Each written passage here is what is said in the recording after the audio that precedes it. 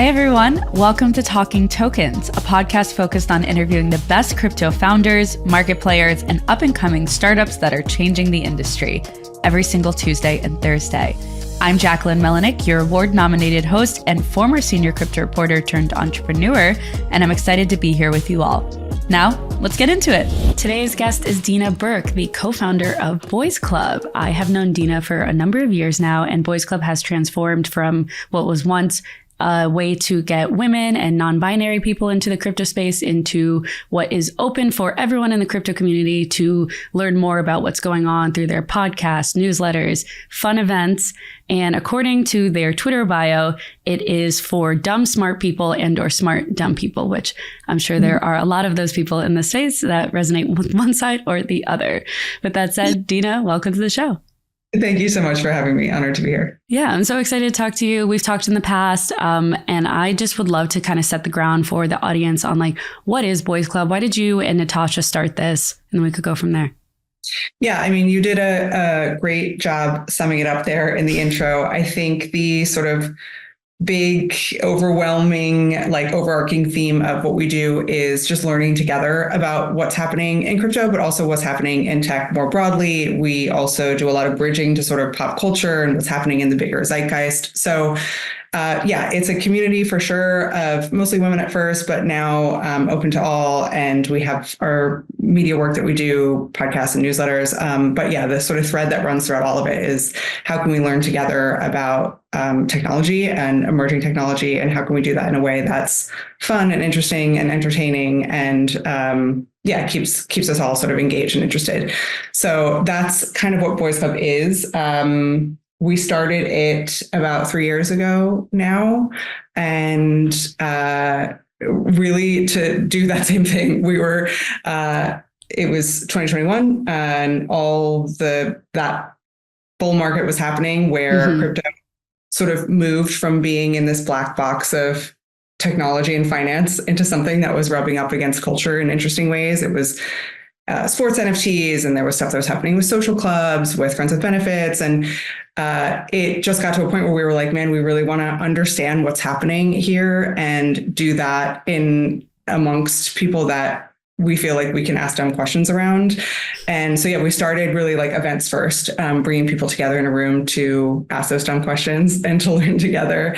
And now here we are 3 years later with something that looks a lot more like a media business, but that community and those events still are sort of the heartbeat of what we do. Yeah. And I read your newsletter, I listen to the podcast. On that front, it's like journalistic, but it's also more like free forming. Would you guys consider yourselves, like you just said, a media brand, but is it on the side of traditional journalism, or is it more fun the way like I have a podcast now, or like VCs would have a podcast, or just people in the industry have them and it's like a way for them to talk and share news? Yeah, that's a great question. We've been actually sort of debating that a lot recently at HQ. I consider you a journalist. I don't think we're journalists. We are, we're more vibes based, I'd say. Yeah. Definitely with a sort of strong editorial policy and voice, and in that we don't want to be shills or bots in that way, but we're not like breaking news. Like I know that you have done in past lives. And so that's not our beat. But yeah, we're kind of just like trying to learn out loud and trying to make sense of what's happening and make sense of it in the context of our careers and the things that we're interested in. And I think the thing about our podcast and both Natasha and I is that we're really willing to be dumb publicly for the sake of learning. Yeah. I think that's really what sets us apart from I think, real journalists. We're not really in the pursuit of like that truth at all costs where you're like going and fact checking. We're more like trying to sense, if that makes sense. Yeah. I don't even think it's dumb though, because like a lot of times with guests that we have on, if I have a question and it feels dumb, I'm guessing the audience also feels the same way. You know, like if they're going off on a tangent in like very technical terms, I'm like, this may make sense to like a very small niche or like people within that sector. But beyond that, you got to dial it down, you know? And it's not to say like people are dumb. It's just like we're not all like perfectly experts on like ZK rollups or like chain abstraction or whatever it may be, whatever term is that we're talking about. So I definitely resonate with you on that. Totally. And that's why I have always related to you and your work very much. Like you carry that flag as well, for sure. Oh my gosh, this is like a Jackie compliment episode. I love it. On the front of, you guys have been around for almost 3 years. And I mentioned like what it was about early on and then what has transformed to today. Do you think that was like intentional the way you did it, or it was just, hey, kept growing, we kind of just like pivoted the strategy and like the ethos of what we really want to be about? I want to say it was intentional, but I can't take credit for that much foresight. I think really what's always driven us at Boys Club is a spirit of sort of experimentation and following what's working. Both Natasha and I had startups previously to starting Boys Club, and we both made the classic first-time founder error of building a product, and then going out and trying to find the audience for it and trying to find the people that wanted it. And it didn't work. Like, unsurprisingly, that didn't work for both of us separately on two different types of startups. And we both swore to each other up and down that we would never make that mistake again. And when we were starting Boys Club, we were very much starting it with this idea of like, let's just find people and find a like-minded community and see what emerges from that. And so at times that has meant like there's been some challenges with that type of approach, in especially early on when we're kind of pivoting a lot and we're trying throwing a lot of stuff at the wall and seeing what works. But I think where we've landed now, 3 years in, could have owned, like we could have never like started Boys Club and said, we want to create a media company and a community and we're starting now. And that's like what this is. It kind of had to follow this meandering path to where we are now. And I think also just that spirit of experimentation has meant that it's been really led by fun and like what we're naturally interested in and what we're naturally like excited about. And I think that that's reflected in the work. And honestly, that would be my advice to any sort of builder that's listening or any marketer like that. Holding on to that sense of like really enjoying the work, I think in this space, especially like shows and people gravitate towards it. How big would you say your community is now? I know you guys got like 20,000 followers on Twitter, and that might not equate to everything. I know that, but we have, we kind of think of our community. I mean, now we're getting into the weeds, but we kind of think of it in circles. We have a few thousand that are in our gated Discord, but others that follow maybe just the newsletter or just follow the podcast. And so it's a little disjointed in that way. But I think there's a core of a couple thousand that are like engaging very regularly and are hanging out in the Discord or like coming to events very regularly. And and I think that sense of intimacy is important for a community like ours. I think it's becomes a little bit less important the further out in those concentric rings that you get, where it's like more pure like media. But in like the community, it is.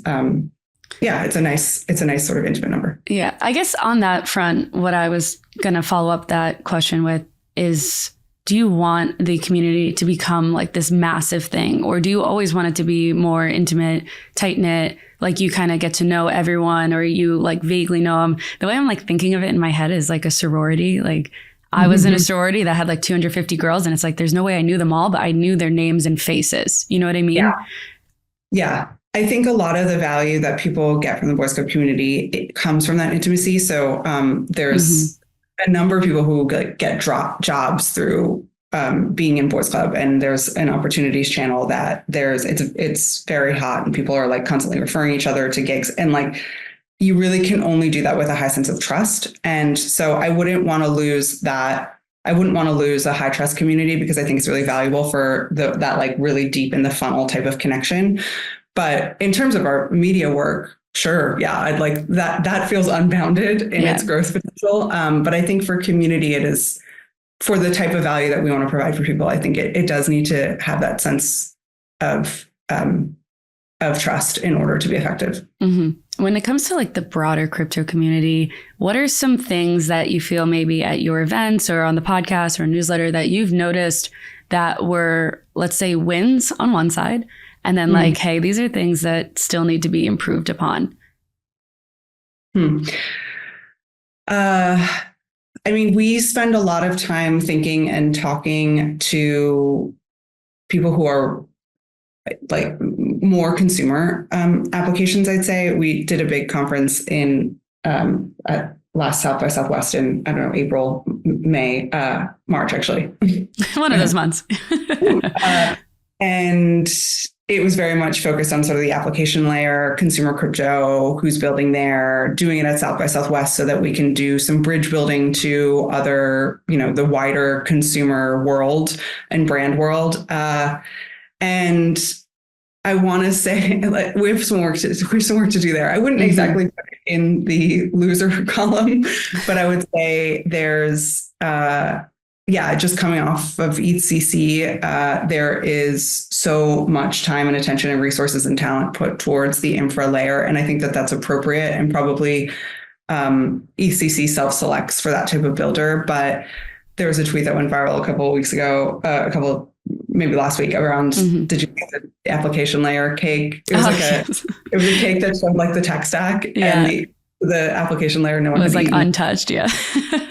And I think that feels really true, especially coming from DC. And I think that, that's something that like we're still really looking for, and love to talk to those builders and founders. And there's some people that are doing really great work, but it's tough right now, I'd say, for the consumer builder. Yeah. On the front of EthCC, you were there. I was not. I saw you help Boys Club host an event with Optimism. You were at the Cello event. Kind of tell me what were the vibes in general at the event. I felt like I was getting mixed vibes on crypto Twitter. So you guys are the vibe kings and queens. Yeah. The vibes on crypto Twitter were definitely, I'd say, more bearish than it felt to be there. People love to dunk on any host city. And complain, really. Right? Yeah. Love to complain. Complaining gets you clicks for sure. So I would maybe take all of that with a grain of salt. We had a great event with Optimism. We also did something with DRDX and Wormhole, also Kraken, we love. And so I would say that the vibe, and you've probably seen this in crypto Twitter, but that it was very dominated by side events. Yeah. And I think as a result felt fragmented. And I think that is also a reflection of kind of how the industry is feeling right now as well. There's a gazillion L2s, and we're all trying to make sense of what they do and why.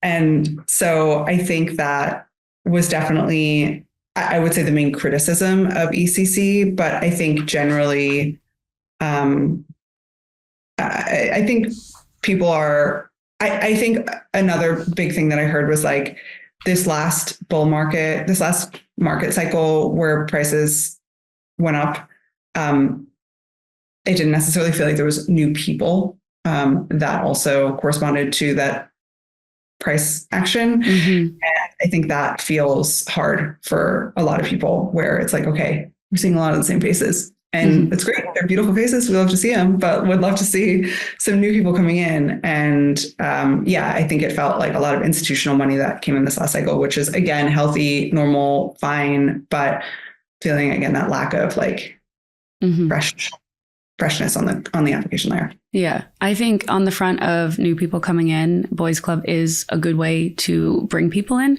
And you guys aren't like solely responsible for that, of course, but what is kind of like your expansion strategy on that front? This podcast is sponsored by Galaxy. If you're immersed in the world of Web3, Galaxy is a name you need to know. As a decentralized super app with an impressive 21 million users boasting over 100 million monthly transactions, Galaxy is elevating its impact with Gravity, the magnet chain for Web3. Gravity is designed for full chain abstraction, zero knowledge proof based privacy, and rapid transaction speeds. all coming together to offer an unparalleled user experience. Gravity opens the door for developers to effortlessly build on the largest on-chain distribution platform, and for users, it promises an even smoother, more secure journey through Web3. It's not about being on-chain, it's about being on the right chain every single time.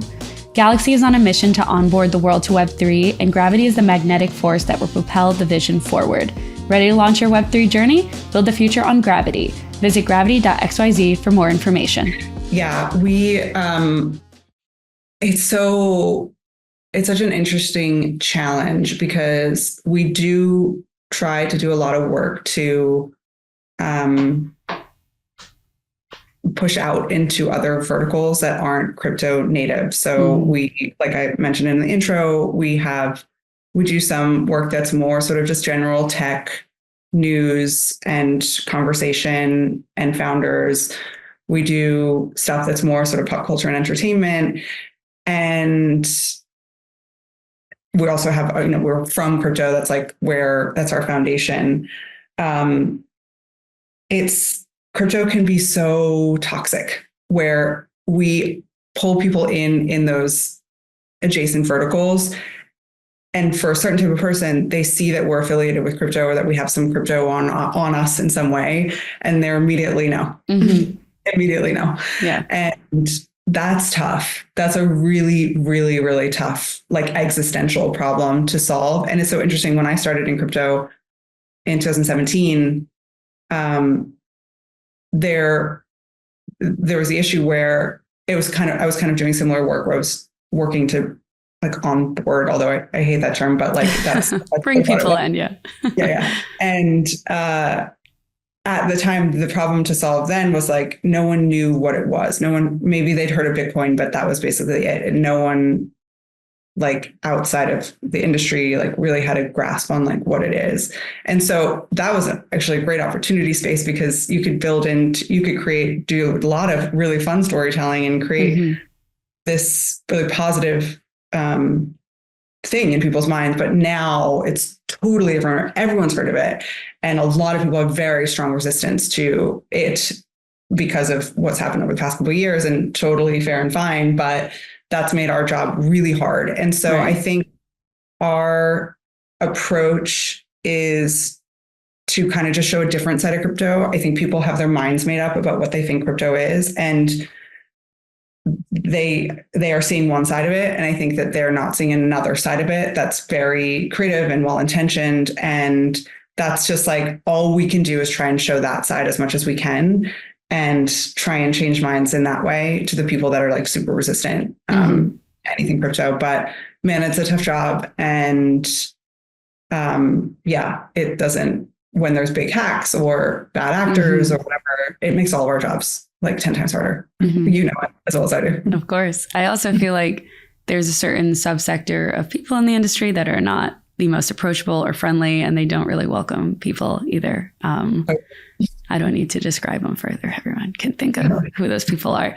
But I guess what makes it approachable in your eyes? What does Boys Club do to make it understandable? Is it analogies to things that people outside of the industry would know? I know you guys are really good with the memes, the pop culture references. Sometimes you guys tweet out things and I'm I get that because I'm chronically online, but I feel it takes a certain type of person to really get some of the jokes, but they land, at least with me. I'm sometimes we need to zoom out a little bit. We're all online. I think it's showing, not telling. I think that's a big part of, I think the whole industry is moving towards that. I've been seeing a couple of threads lately that's we need a World Fair style conference for crypto where we're bringing people into a space like an Epcot Center where we're showing the applications and we're not just talking applications. Yeah. I think that feels totally true to me. And I think that is kind of what we try to do.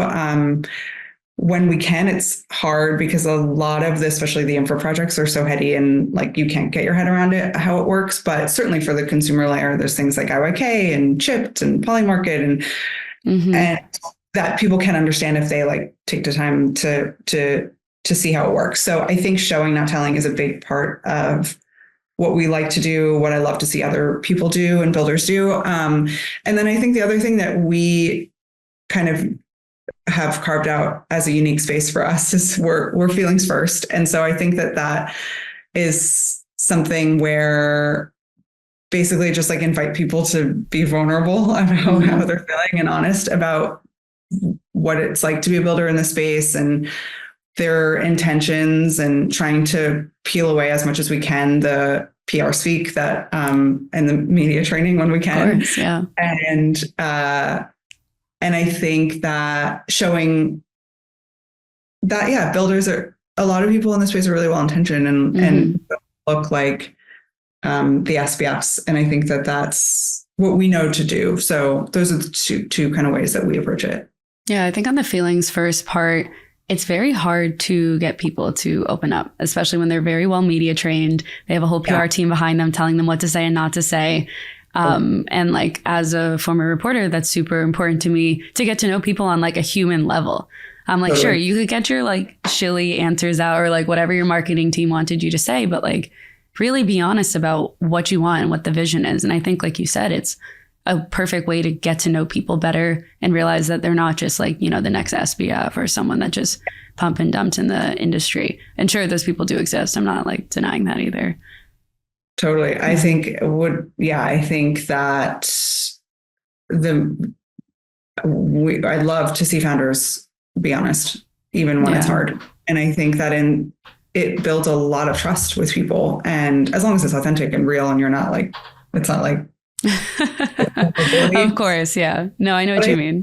I think I think it's an underrated quality in this industry. I think there's a lot of bravado, and I think there's a lot of like grandstanding. And I think, sure, that's fine for a certain type of founder, but I think there's a lot of people who are looking for, that honesty and that vulnerability. And I think it goes a long way, and would recommend that for founders who are like thinking about how to show up in the space right now. Yeah, I also think there was something that you brought up before, and I've thought about tweeting this out, is you were saying how all these conferences have the same people or like a variation of the same people.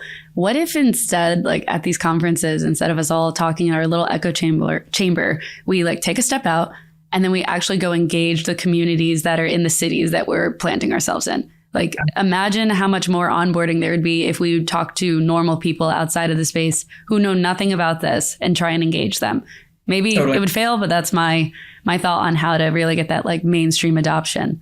Totally. I totally agree with you. I want to shout out to, there's Oasis on Chain, which is a conference gathering that happens in the Caribbean, and they do a lot of work around sort of emerging markets and crypto, and they have that sort of built in. And I think that is really special and should get a lot more resources and attention, because I feel like that's exactly, to your point, what it feels like, such a easy win.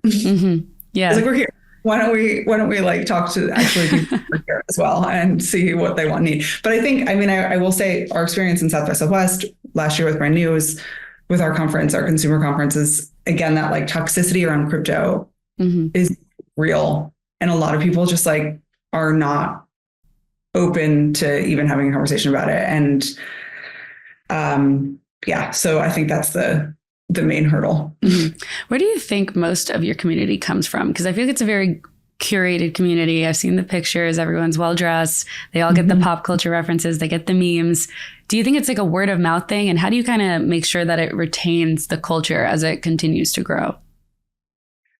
That's a great question. I think that the community and the sort of makeup of the community, and especially reflected in not only the people that are having conversations in Discord and stuff like that, but also the types of applications we get, it tracks with the market. And so when the market's hot and prices are up, we get a lot of people who are like totally green, brand new, just want to learn, like an acupuncturist or a florist or whatever. And she's just like, same sort of feeling as to why we started Boys Club, was like, I want to make sense of this. I don't understand what's happening. I get like want to learn about it, but maybe not I don't want to like take a course or something like that. I just want to. Yeah. And so when the market is in that state, we get a lot of that type of person. And when the market is cooler, it is a lot of word of mouth. I'd say it's a lot of people who are working in crypto at different crypto companies, or just started a job or looking for a job. And they're, they have that sort of as their intrinsic motivation. But yeah, there's also people that like just come up to us on the street, like when I'm wearing my Boy Scout hat, like they're like, what's Boy Scout? And then I start talking to them about it. And then that happens too. So it's really a mix. Yeah. No, I think on that front, I'm curious, when like the markets go up versus down, do you find the engagement changes, or like once people come in, regardless of like their entry point, they really do stay? Yeah. I mean, I think one thing that we're not a trading group. No. But like, that does incline people to like, be involved. Yeah, it totally does. And I think that, and on one hand, I think that's a missed opportunity in some ways, where I could see someone, and I know there's a lot of groups out there that do that really well. And there's like Trading Alpha and all that. And, but I think the flip side of that is that when the market cools, you lose a lot of people who are like just in it for the sort of trading in the alpha and that like hot type of trading money. So I think because we've never been a trading group, we have a lot more consistency in our community, sort of staying through market cycles, at least a base or a foundation of the community, because they're not driven by that price. Of course, there's people that come in that are like wanting to understand it, whatever, and they maybe churn out when the market's not as hot. But I think because we've never really anchored the conversation in trading, there's just more consistency. And so it's a lot of people just like talking about sort of the values of crypto, trying to make sense of different projects, like in the context of the values of crypto. Recently, a lot of conversation about like how reconciling the political landscape with what's happening in crypto. Obviously, a lot of conversation about regulation. We have a lot of people who are from TradFi who are trying to make sense of crypto. And yeah, it's, I don't know if that answers your question. But no, it does. It does for sure. I think it's actually refreshing, because I feel like most people are very money driven when they enter the space. And then some people become what they joke as community members while they wait for the token to rise, or people are in the space and, they really only see the value of like cryptocurrencies opposed to, let's say, like blockchain technology, consumer apps, etc. For the people within your group, what are some of the biggest sectors, themes, or even projects that they're eyeing that are not just like money driven? Are you tired of clunky onboarding processes killing your dApp's user growth? Let me introduce you to Passkeys Wallet, enabling one-click Web3 onboarding. Built by Exodus and backed by 9 years of wallet expertise, Passkeys integrates seamlessly into your platform with just a few lines of code, and can reduce churn and empower new users to start transacting without leaving your platform. Exodus's developer-friendly toolkit empowers users to create and fund their own wallets directly within your platform. No more drop-off at critical moments, no more seed phrases, extensions, or complicated registration flows. Users simply log in with biometrics for a smooth, secure experience, helping builders retain users and boost engagement. Be among the first to experience the future of crypto. Access Passkeys at passkeys.foundation for more. I think that decentralized social is something that a lot of people are looking at. I think there's a lot of love for Warpcast and Farcaster, but I also think that there's a lot of other decentralized social projects like Mastodon and the Fediverse that like aren't necessarily using crypto that people are interested in watching as well. I think it solves the decentralized social conversation, solves a distinct pain point that a lot of people feel around spending time on something like Twitter, where the algorithm is opaque and there's the inability to port follower. Like there's a lot of very real pain points that I think people feel that are looking for solutions in other social media apps or dApps. And so I think there's a lot of eyes on that. I like Farcaster or Warpcast because I think that Dan, the founder, is building from user needs perspective. Like he's described it as kind of Reddit meets Twitter, where you have the interest graph of Reddit, which makes Reddit so fun and addictive. but the friend graph of Twitter or X or whatever, and kind of merging those two is a unique social experience. And that isn't necessarily driven by a token or by the crypto mechanics. But it's something novel and new from a user experience. And I think that his approach to building and that type of product is cool. And I think totally has a chance. The crypto of it, I don't know. I'm less convinced by a tipping use case, which is what I see kind of emerging there around the token. But I think, again, just love experimentation and love to see it. But I think, decentralized social is a big one. And then I think right now, a lot of conversation around polymarket and how prediction markets. Yeah. And I think the election also obviously helps that conversation. Streaming, I think there's a lot of crypto meets streaming that is really compelling. There's a project called Unlonely that's really cool. And I think that those two things, I think that's kind of what we're watching. And then there's also the IRL to URL, IYK, chipped, NFC chips, that type of thing, where you're sort of bridging the real world and the digital world. It's an interesting category to me as well. I think a lot of people in Boys Club are watching that. Mm-hmm. I think I'm bullish, but I'm there's no grand slam yet. Yeah. You know what I mean? She's bullish. That's all we need. Cut. No. Do you think those three categories are what were the most prevalent and watched last cycle? I would guess no.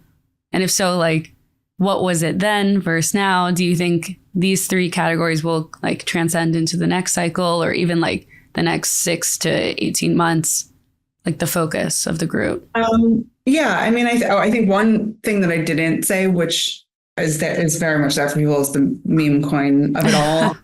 But I don't know, of course, that the meme coin of it all kind of feels like a evolution of the NFT of it all. Right. Which I think dominated the last cycle. I don't see it coming back in the same way that it did in the last cycle. And maybe it's just evolved now into meme coins. But I think prediction markets, I think social, I think IRL to URL. I hope those are driving the conversation in the next market cycle, because I think those all are totally legitimate expressions. I think also I'm focusing on sort of consumer applications, stuff like RWAs and the sort of more pure money side of crypto. I have a belief that money as a use case for crypto is incredible. It's a 100x better money than crypto is a 100x better money than we have now. And so I think that side of things, real world assets, stablecoins, all that is incredible, and kind of is goes without saying that I think that that's such an exciting, rich, and I hope drives the narrative for the next cycle of crypto. But I'm kind of more talking on sort of consumer level on these other things. But needless to say, stablecoins, RWA is money as a use case. I believe in very deeply, and I hope is what is driving the next market cycle. Yeah, I think the two could coexist. We could see value in a non-money format, and then of course there's a ton of value in the money format in the crypto world. Deana, one of my last major questions, kind of looking forward to the future of Boys Club, what is your vision for it? If we had a conversation in a year from now, or 5 years from now, where would you want it to be? Yeah, we see it very much as a lifestyle brand where we are meeting this person, this woman who is curious and ambitious, and meeting her in her media diet with the work that we do with our newsletters and podcasts in different verticals, and also meeting her perhaps in her apparel and in some of the products that she buys. So we think that that's kind of the direction that we're taking. But again, we have this kind of experimentation built into what we do, and so I expect we'll always be sort of throwing a lot of stuff at the wall, see what sticks, see what we like to do, and kind of following that. But I think the the lifestyle brand is what we're most excited about at the moment. Amazing. Apparel line coming out? Yeah. Okay. Yeah. I need a new gua sha. I got one from you guys, I think from the boys club trivia that I won a year or two ago. I did win that. Yeah. Don't invite a reporter to a trivia night. Crypto trivia. That's part of my job, to know everything that's going on. I honestly, I would have been Amazing. Last two questions, Deana. What else are you watching that we haven't discussed that is important to you that you think our listeners should also be following? The only thing that's on my timeline right now is politics. So that's I'm just consumed by that. Yeah. But I do think as an extension of that, I'm sure all of your listeners are paying attention to the regulatory conversation, but like that is something that I think a lot about, and how that how that flows through to our elected officials, even at a local level, I think is important to be thinking about. So that's one. And man, I wish I had a cool thing to talk about. But no, I think that's a fair one. We've heard that before. And I think it is also very important, especially topical given the recent events. So yeah. And last thing, can you leave us with a piece of advice, maybe something you've carried with you throughout your time in the crypto world? I saw a tweet, actually, Aubrey Strobel tweeted it a couple of days ago, and I've been nonstop thinking about it. And she said, it was something to the effect of let people be wrong about you, which is basically speaking to what I think is like, you can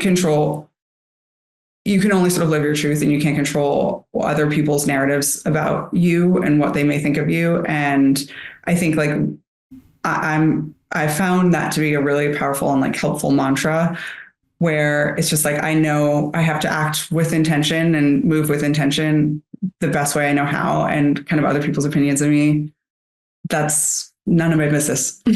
Yeah. And that's just something that I've found really useful lately. So I love that. I agree with that 100%. You can't make everyone happy. Totally. Awesome. Well, Deana, thank you for coming on the show today. It was a pleasure. I'm sure we'll do this again. Always a pleasure. Thank you so much.